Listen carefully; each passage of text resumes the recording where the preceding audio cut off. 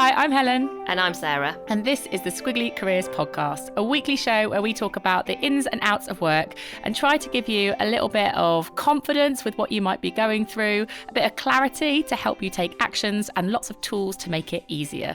And as well as the episode that you are listening to right now, we've got lots of extra stuff to support you in your squiggly career. So you can sign up for Podmail, where you'll get all of our tools in one place. You can download the pod sheet, where you'll get some of the ideas we're going to talk through today. And if you want to join a like-minded communities of squiggly career learners, come along to Pod Plus, which happens most Thursdays for half an hour, and it is free with either Sarah and me, and it's just a lovely supportive community to spend a bit of time with. All of that is free. All of it is on our website, amazingif.com, or go into the show notes and you'll find the links there. And so today we're talking about ambition. And it's a topic that I talked to Shelley Archambault about back on episode 182. And she wrote a book called Unapologetically Ambitious. And as soon as I saw that title, I was like, I want to read that book. Like, great title for a book. But we've never really dived practically into ambition in a squiggly career, what it means, why it matters, and the actions that you can take. So we're bringing our usual squiggly career usefulness and practicality to what is, we've discovered, quite a big topic as we've started to talk about this. So I think ambition in a ladder-like world, when that's how we all saw our careers, in some ways was more straightforward, because ambition just looked like climbing the ladder. It was about job titles, levels, the roles that you wanted to do. And almost the further up the ladder you were, the more ambitious you were. And that felt like you were sort of winning in the kind of world of work versus other people. I think in our squiggly careers, ambition means something a bit different. I think it is much more about, well, what are your personal ambitions? Like defining for yourself, what am I ambitious for, rather than subscribing to a view of ambition that's sort of outside of you. But it is an interesting word, and it's one that provokes, I think, lots of different reactions. So we're going to explore it a bit together today before we dive into the actions that you can take. So Helen, when you think about ambition, like, how do you feel about the word, and what would you say it means to you? I think I feel quite comfortable with the word. Like I like the idea of ambition. I like the idea that people have sort of goals and a direction beyond what they do on the day-to-day. And I think for somebody who gets really sucked into the day-to-day, actually having ambition is sort of like a magnet sort of that pulls me out of it a little bit. So I really like ambition. I feel really comfortable with the idea of it. I think for me, over time what's happened is ambition to me probably used to be very specific. It used to be like a job I wanted to do, like I think in corporate life I'd be like, that's the job. I would look around me and I'd see someone who was working on a particular thing or doing a job, and I'd be like, oh, that's my ambition. And so it was very kind of clear in a company what that could look like. I think now we run our own organization, maybe feel like we've got a broader range of possibilities. I think it's more about my identity. So it's more about, well, who's the person, who do I want to be? How do I want to inspire people? How do I want to make sure that my time at work, I always love that quote, I think it's a Steve Jobs quote, about making a dent on the world. I feel like part of my ambition is I don't quite tie myself to exactly how that can happen, but I really feel like I kind of want to make a dent on the world of work. I want to create something that changes conversations and that empowers people with their progression, and that I am always excited by. I think my kind of ambition is to always be interested in evolving what I'm doing and never really feel done by doing it. So that is very different to earlier on in my career, when I definitely probably would have made ambition a bit more focused and job-like. And I wonder, that's probably a bit of a change in me, and maybe also a change in, I think, the way that careers are now. You don't have to attach yourself to those kind of jobs quite so much. What about you? Well, I think it was interesting. We were with a group of people last week, and we actually asked them, which word do you feel more connected to, or feels more appealing for you, ambition or aspiration? And it was relatively universal. I think probably 85% of people went for aspiration. So there was still quite a lot of feeling uncomfortable about this idea of being ambitious, maybe a bit wrapped up in ego, perhaps attached or kind of anchored to some of those more kind of ladder-like things. Maybe it's not a word that people could imagine saying out loud, for example, in a career conversation. So initially, everybody very much gravitated towards, aspiration feels like a something I can connect to and feels more useful. But then when we started to get into some actions, everyone went, oh, actually, if we frame it this way, I feel fine about having ambitions. So I think maybe just interesting, like just to see, if you're feeling like, oh, this is not for me, you are definitely not alone, but worth sticking with it to see whether there's something useful in it for you. I think for me, my relationship with ambition, I've had a few moments in my squiggly career where my ambitions were sort of squashed, I think, by other people. So I've always naturally been ambitious, for myself or what I wanted to do in my career. And probably same as you, we both have achievement as a value. So that probably translates into ambitions. But I had people sort of tell me, oh, you're being too ambitious. You're trying to do things almost like before you're ready. A little bit maybe based on age, oh, well, you've not like served your time. Yeah. Those kind of things. It was very much feeling like, you're being put back in your box. You stay where you belong. And I remember thinking, oh, okay, it's not helpful for me to externally or kind of visibly be ambitious. Other people will feel more comfortable if I sort of, keep my head down a bit more and just sort of go about my day. So I sort of need to be secretly ambitious. So I think I sort of hid my ambition for quite a while, thinking, oh, that's actually going to help me to progress. And then I was in a room applying for an award specifically to go to Harvard. And that felt like a massive ambition. Like I could never have dreamed. How long ago was that? Going to Harvard. The tender age of? Yeah, it must have been late 20s, early 30s, something like that. So 10-ish years ago-ish. And it felt so, it just felt so far from like my background or anything I thought I could ever do. So it felt like a really, really big ambition. And it wasn't just going to Harvard. It was a particular program at Harvard I wanted to do that I'd like had my eye on for years. And you were going to be surrounded by all these really interesting leaders. And I knew that the only way for that even to nearly happen would, I needed to win an award to be able to fund it, because obviously it's not a, it's not a cheap endeavour going over to Harvard to learn. I went to kind of apply for this award, and I was still a little bit reticent about kind of talking about my ambition, maybe a little bit apologetic, a bit embarrassed. And I had a room full of people basically telling me the opposite. They were like, oh yeah, we've gone past the Harvard thing, go bigger. They were like, well, what's the bigger ambition here? Like, we can really see that you've got all this potential. Like, really encouraging me to be ambitious and to kind of go after things that I didn't necessarily know how to make them possible. And that felt to me like a really big example, but they sort of were pushing me.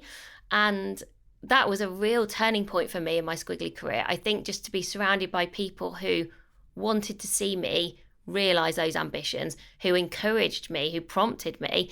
And then suddenly I think I was like, oh, okay, it is okay to want to do brilliant big things that don't always feel possible in that moment.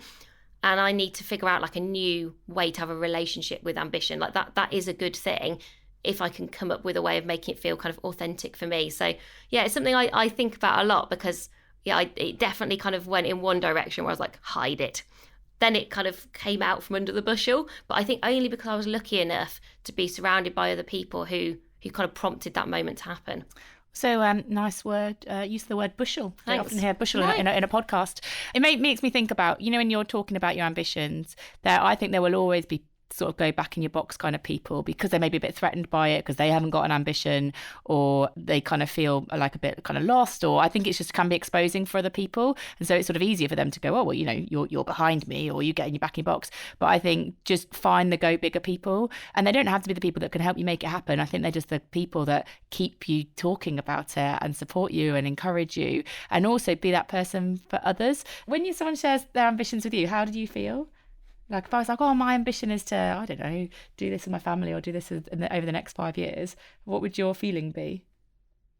Oh, I think I'm just intrigued and interested. Yeah. If anything, curiosity at its best, also just a bit nosy. You're like, oh. And actually it's interesting, that point about curiosity. So Stylist, a publication, a kind of magazine in the UK, published a book called How to Be Curious.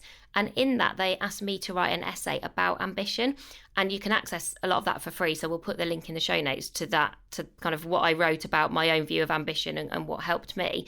And I found it interesting that they had connected curiosity and ambition.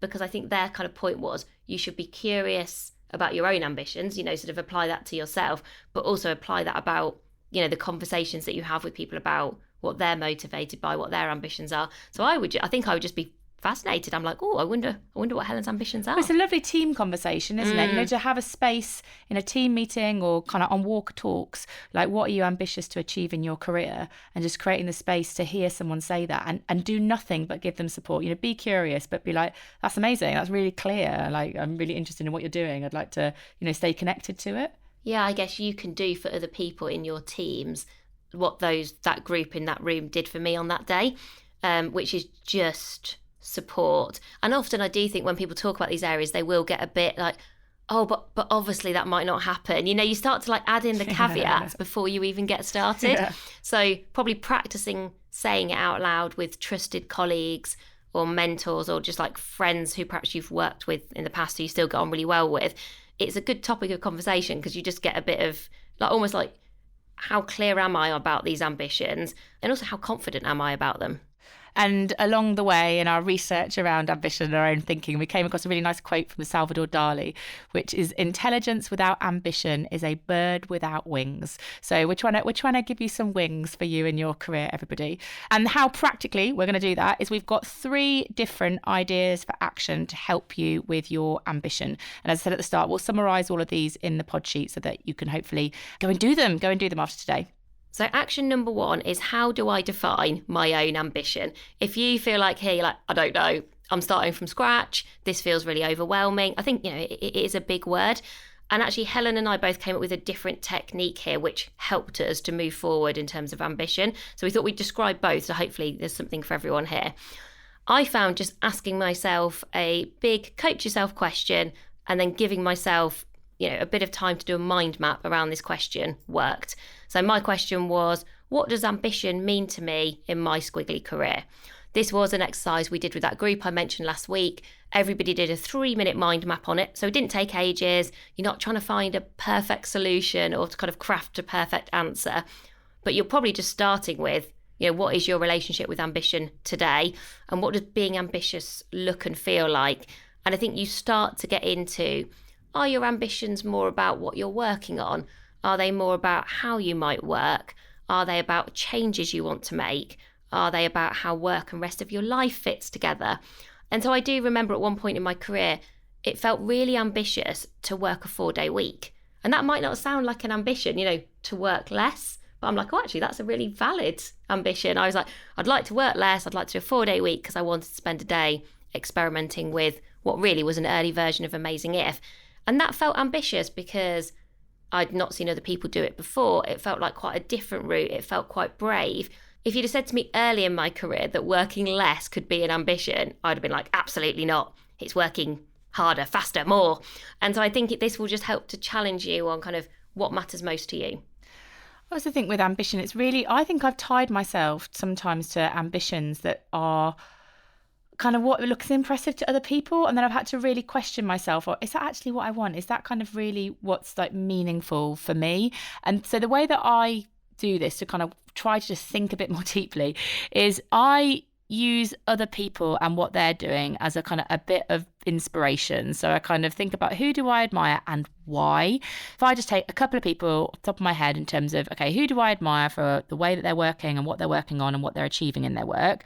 There'd be Amy Edmondson, because I really admire how she's taken sort of this thing of psychological safety, which is kind of a big territory of her work, and it has become common language in companies. And I love that. I think the impact of that is amazing. I heard it last week. Someone was like, oh, we're doing loads of work on psychological safety in our stores and our shops. And I was like, oh, if you're Amy Edmondson, you're probably feeling really good right now. Yeah, like it's the same, and same with growth. I could have said growth mindset and Carol Dweck, but those people that have taken a concept and it has become a common conversation really in companies, which is what I want for sort of us to achieve with Squiggly. And then someone that I mentioned all the time, Dave Stephanie Shirley, and a TED talk. I mentioned her the other week to someone. I was like, oh, why ambitious women have flat heads. Like, she was good. Such a pioneer. She was a female. I think there's a few things I like.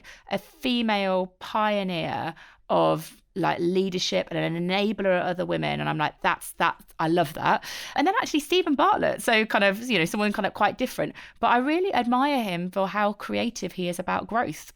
I think he's really innovative, and I think he doesn't settle. He is always creating new things, putting new things out there. And so the point is, like, pick people that you admire and really like work out why, like what is it about their work, and look for like the commonalities across them. So it made me think, when I couldn't maybe neatly articulate my ambition, when I looked at those three people, it made me think about my ambition is to create innovative solutions that make Squiggly part of every conversation people have about careers.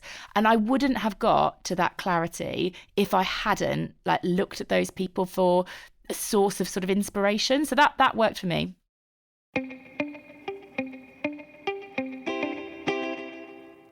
And so once you've got a sense of ambition, and I think don't put yourself under pressure to, like you say, to get everything kind of neatly sorted before you kind of move on to ideas 2 and 3. I think if you've got an idea, if you've got a bit of sense of direction, that's enough to get you started.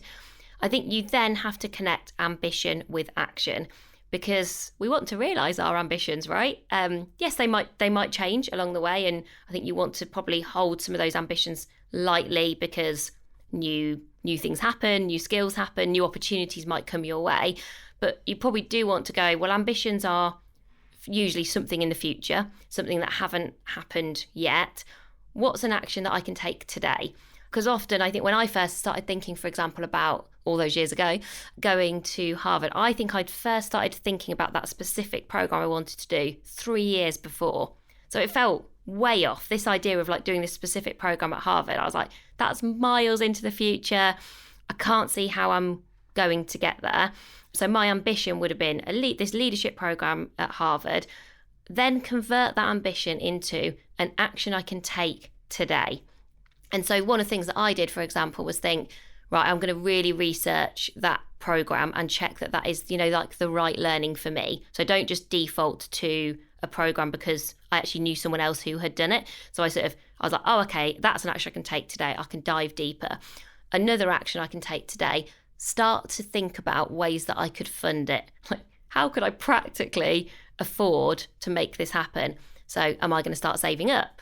Am I going to look at awards where actually the award that you win gives you money for learning, which is ultimately what I did.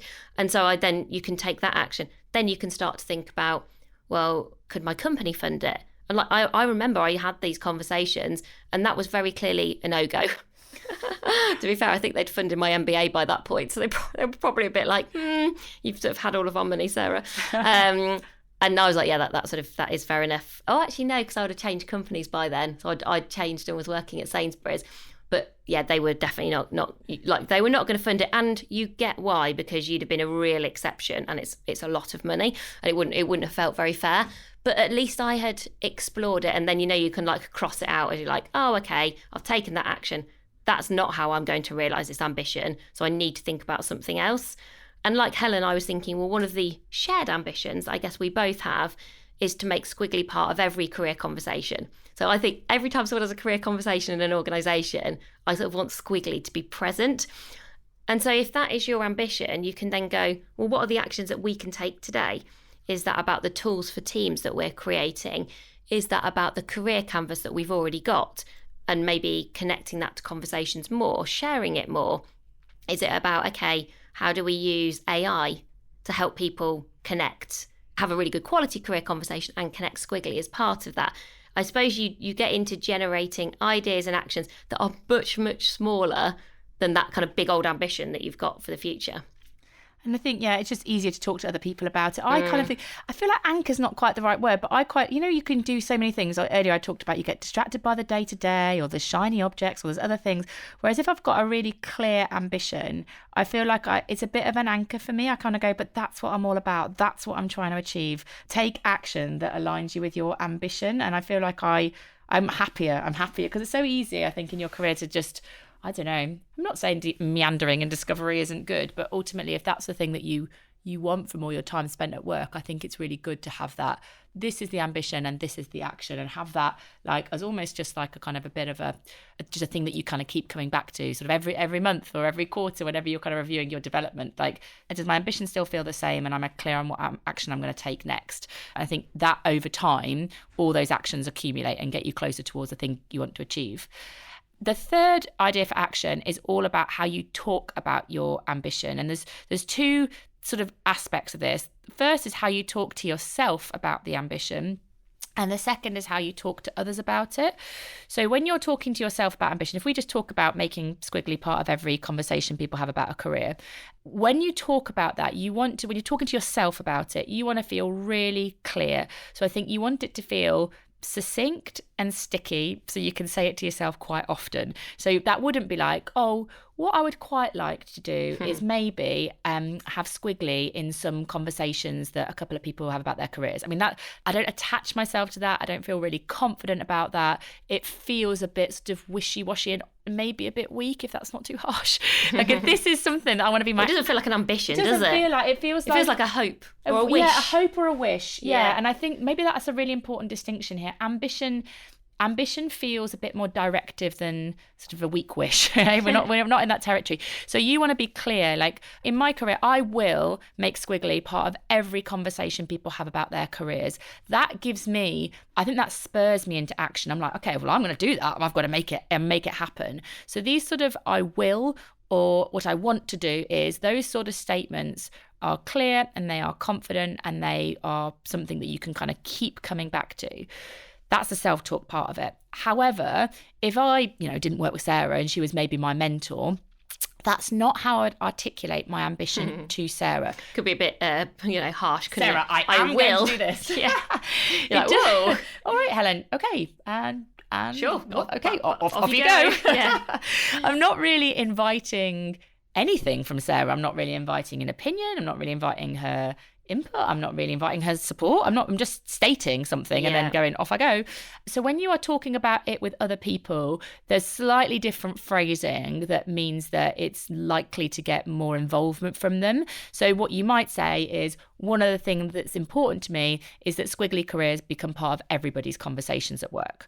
And that invites sort of opinion from Sarah, invites a conversation, much more from a very sort of quite directive and close statement. Useful for you, definitely, but not if you're trying to involve other people and get their support. So you could say, something I care about is ... or something I'd like to achieve over the next 12 months is, but it's those statements at the start that are slightly more involving than just saying, I will achieve this, or I want to do this in terms of my development.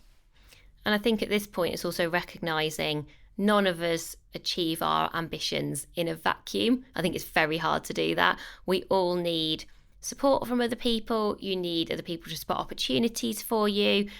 Often you might need people to build your self-belief around that ambition. That's something that I've described. That definitely happened to me. And sometimes you just directly need a bit of help. So as I think I've become more confident talking about my ambitions and saying, one area that's really important to me is I'd like to do more of this, or something I really care about, and definitely having those kind of conversations, often I am just asking for a bit of help, like, oh, do you know anyone who could help me learn a bit more about that? I think I am trying to connect the action that we just talked about here with going, like, when you are chatting to other people, sometimes other people can help you with those actions. Either they can directly help you, or they can help to identify what the actions might be. Because sometimes we might have an ambition, like when I described going to Harvard, when I was starting thinking about that, it honestly felt more like a pipe dream.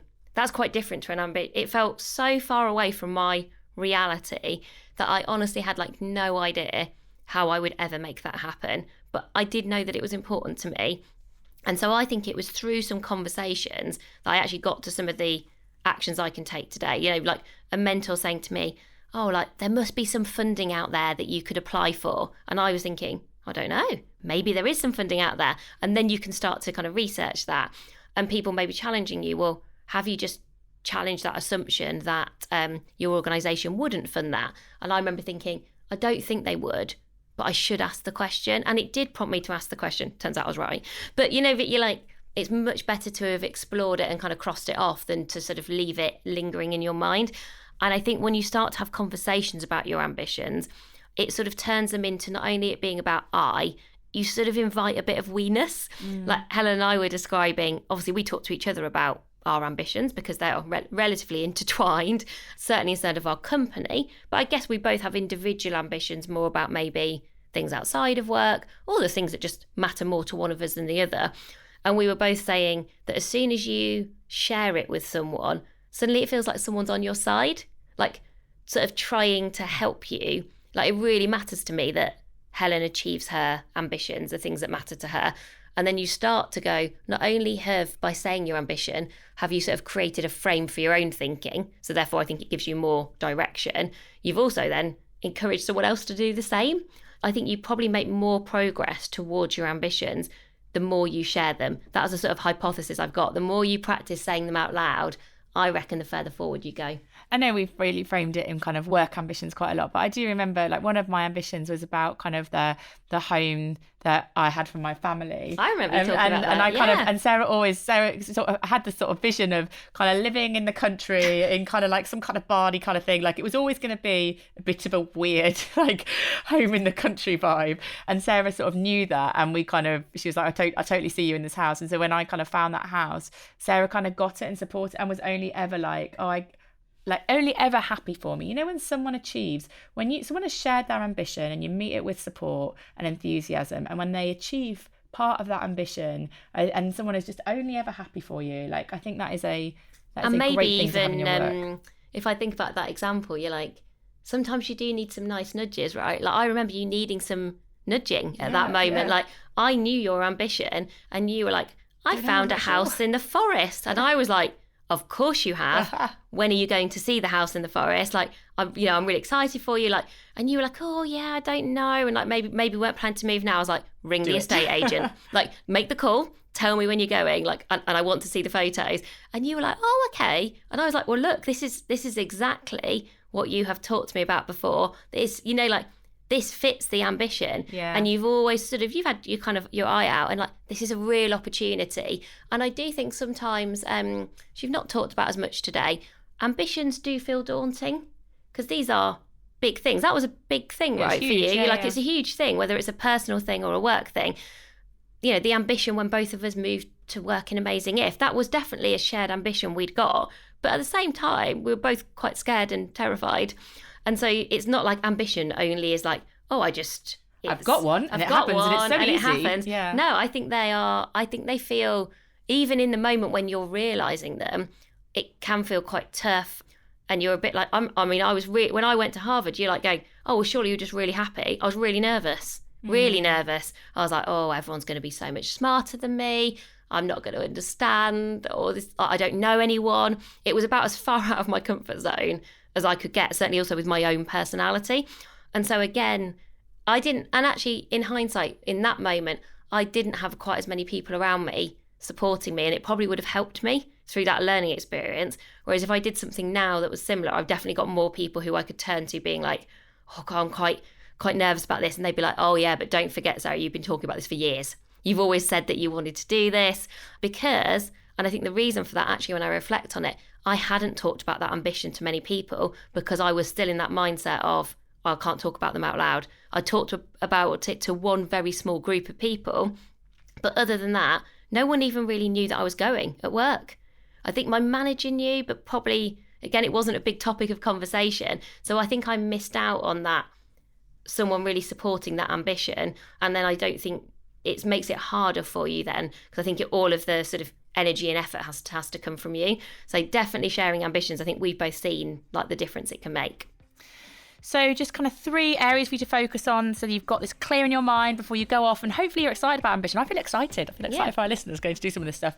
If you ever, by the way, want some people to like email it to so that we can just encourage you, like share your ambitions with us. You can message us on, like, find us on LinkedIn or email us Helen and Sarah at squigglycareers.com. Like, if we can help you feel more confident about it, then send it our way. But that's the first thing. So get clear on yourself to begin with. We gave you a couple of ideas about how to do that. Think about how you turn that ambition into action, like regular action will accumulate, get you closer to where you want to get to, and just make sure you're sharing it with other people. Start with talking about it confidently to yourself, and then really build that sort of ambition support system around you by sharing it with other people too.